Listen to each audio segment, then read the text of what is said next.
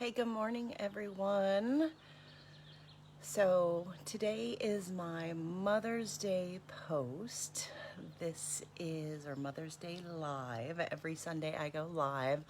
I'm earlier today, and I am going to, of course, post this up on YouTube, which I do every week after my lives.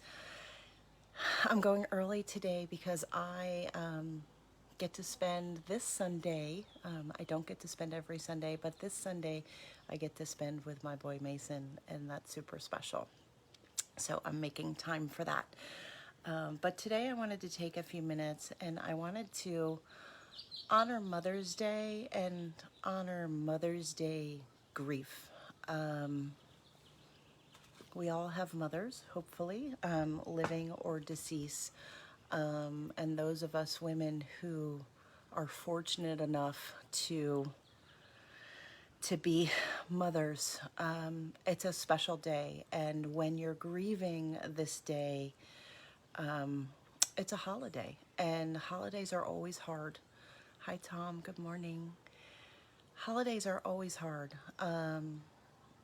When we're grieving anyone, but Mother's Day, if you've lost a child, or if you're grieving your mother because she's no longer physically with you, it can be hard. So I want to honor that today.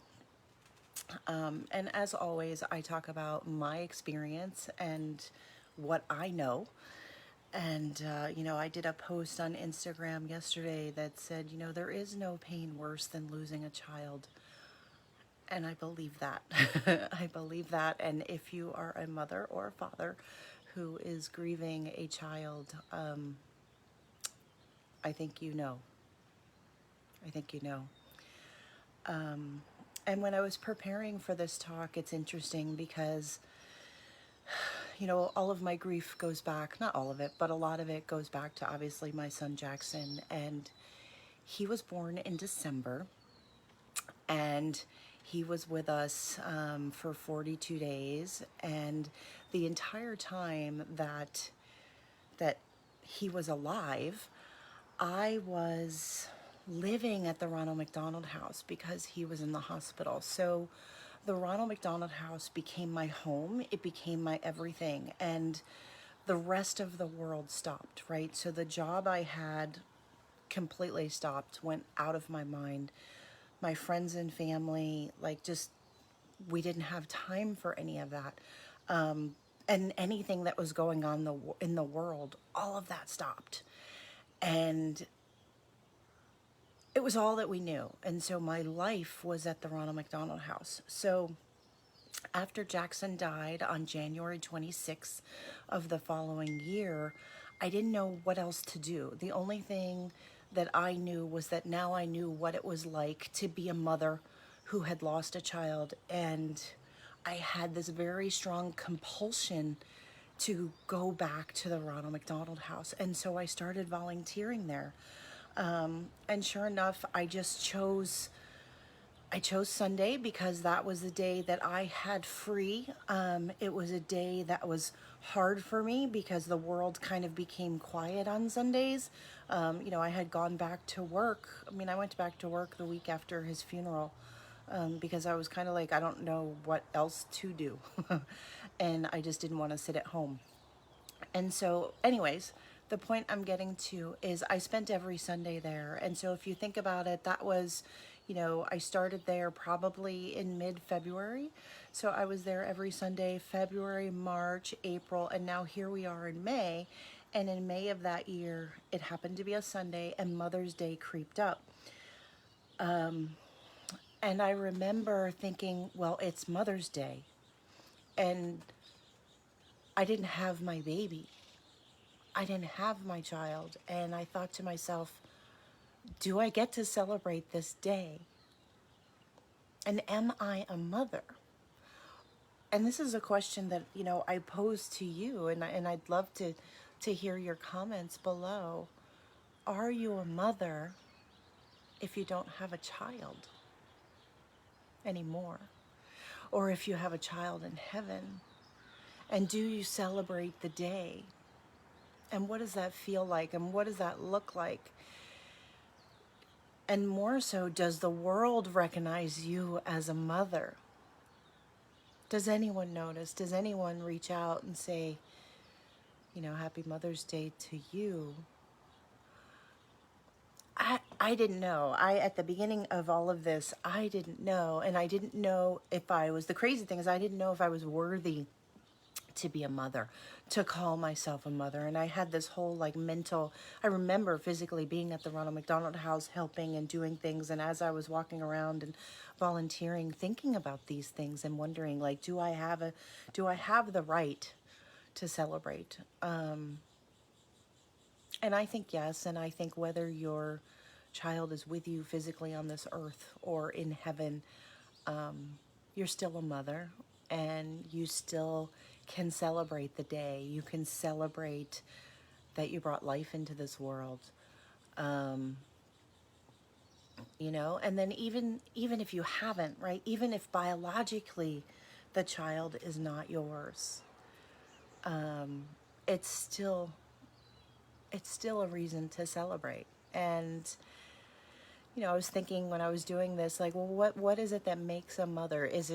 Are you a mother if you just biologically have a child? Are you a mother if you adopt a child legally? Are you a mother if you just are a motherly figure and you take care of a whole slew of kids, either, in a work capacity, or are you the neighborhood mother, where all the kids want to go, when they're playing in the yard because it's so, it's what you do and it's who you are. And I was thinking about it and I said, well, what makes a mother? And I think that for me, something shifted when I became a mother. I think that you learn something, just like before your grief, you don't know what grief is going to be like. I think before motherhood, you can conceptualize and you can think about it, but it's so different, right? And I was watching a movie last week and everybody talks about how, you have a child and you don't understand how your heart can expand that much.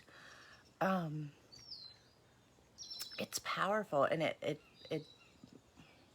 hard for me to talk about. But I remember, and so here's what I've come up with. You are a mother if you are willing to put a child's life before your own. I remember when my son was in the hospital and he needed blood, and they came to me and they said, we need donors for him. And I remember holding out both of my arms. And I remember saying, take mine, take all of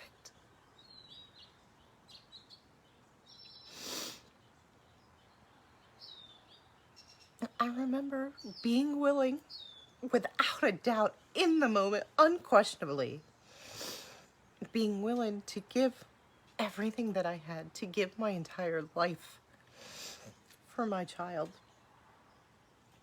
And I joke now because I have my mama bear sweatshirt and I talk about being fierce as a mother, and nobody's gonna mess with my kid, and I am so like that. I am such a mama bear. But that shit's real. That shit's real. And to know that you will do anything for your child and give your life for them. To me, that's what being a mother means. And it's that selflessness. It's that love that just does not stop. It's the giving that you have it's why mothers give and give and give to the point that it robs themselves sometimes of their own joy, because they're so selfless. Thinking of their children before themselves, wanting what's best for them, fighting for them. To me, that's what motherhood is. And it makes me think of all the choices the places where, you might not make choices for yourself. but you will when it affects your child. You know, for me, my divorce was like that. I chose divorce for my child, because I had to decide, was that the best thing for him? And yes, I did. And I think that it was.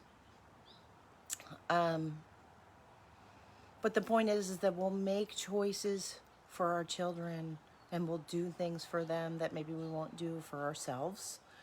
And I think that that's what motherhood is. And you know, and if you're grieving your mom,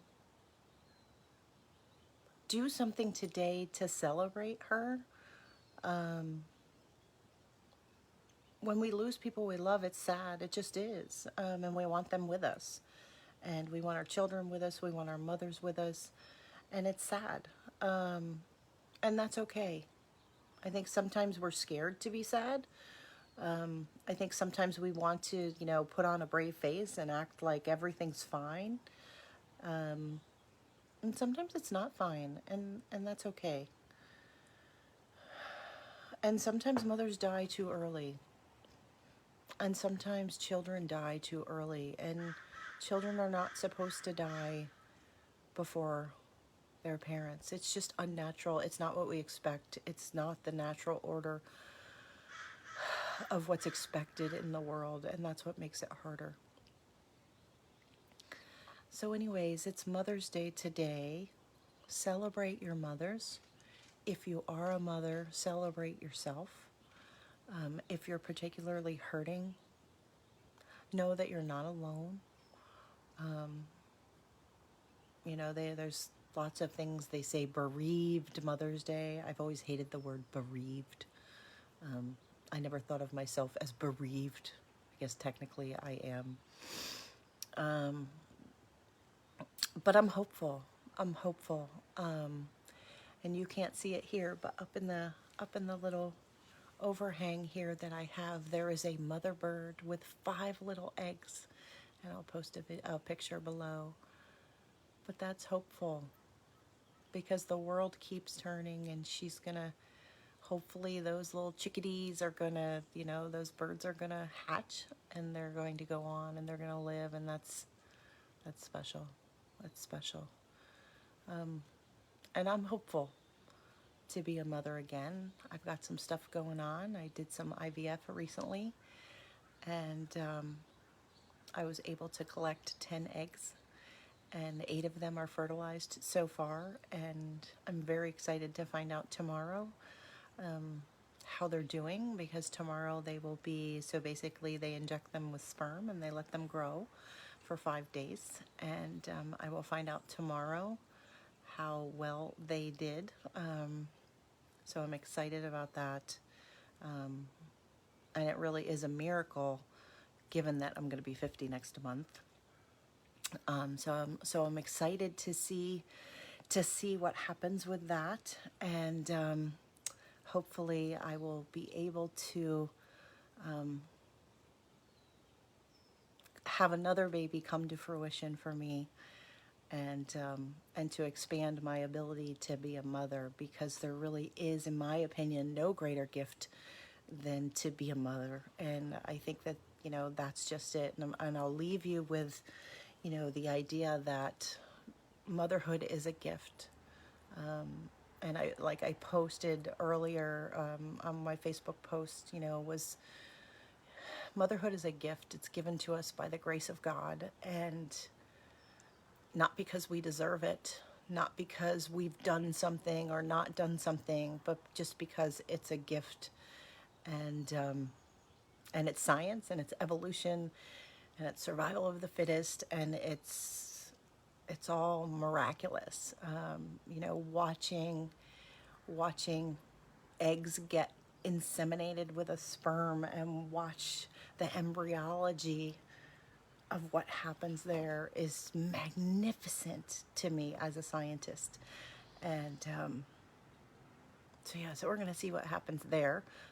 I will let everyone know. And thank you each day for for watching me here on Facebook or on YouTube. Wherever you find me, you can find me on YouTube at Grief Inspired, and I post videos there every week. So thanks for being part of my world. Thanks for letting me share with you what it means to be a mother, and keep on fighting. Like Danelle Delgado says, strong as a mother. Bye, everybody. Happy Mother's Day.